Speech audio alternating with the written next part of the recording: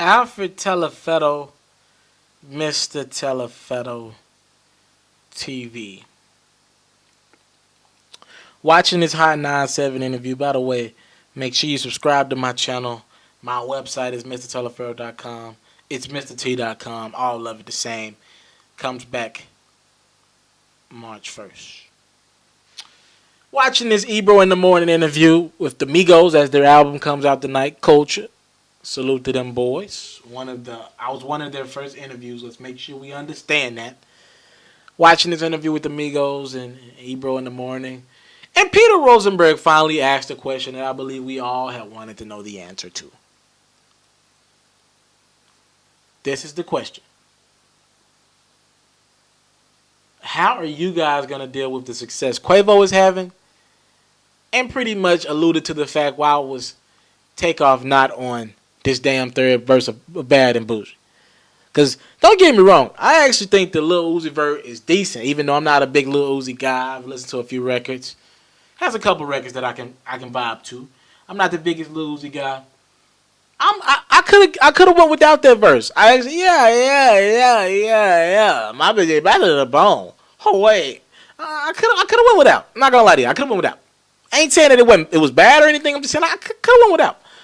I would have liked to see Takeoff have his verse and end this record the right way, because it's the Migos record. They're the ones performing it night in, night out. And how did you Takeoff? How did you allow y'all to come up with this huge record and you not be on y'all biggest record of y'all career? Because to me, even in the studio, you know Bad and Bougie a hit. Maybe not to the extent that it went with mainstream America. You knew that was going to at least be an urban club banger.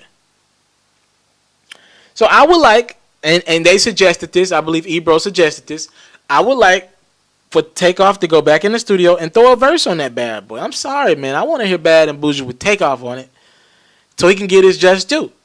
So they kind of dodged the question about how do you feel about Quavo being the first to have his name out there as the furthest and how they're going to impact the group. Offset might even, I think he even said that's going to open the door for him, and Offset also alluded to the fact that he's going to stay out of jail and stay out of the way now since he's been released. So I like that aspect of it. I do like that. I do enjoy that. And they kind of, blew the question off. But I just want to say this. I really want to Takeoff on this project. On that song, at least. Of course, he's on the album Culture that drops tonight at midnight. Salute to the Migos. But I really want to Takeoff on that song. And I know it's a mystery. How did Takeoff not be on this song? And nobody wants to talk about it. I guess I'm one of the first to really just talk about why Takeoff's not on the third verse, and it's Uzi. But it's something I always wondered. I guess I'm trying to answer questions for you guys as they come my way. So they kind of addressed it, but at the same time they didn't. But it's something I want to know. What? I've heard many theories. What do you believe is the reason why Takeoff wasn't on the third verse of Bad and Bougie? Talk to me in the comment section below. Thank y'all again. I'm Alfred Telefetto. Y'all know I represent that Mr. Telefetto TV. Salute.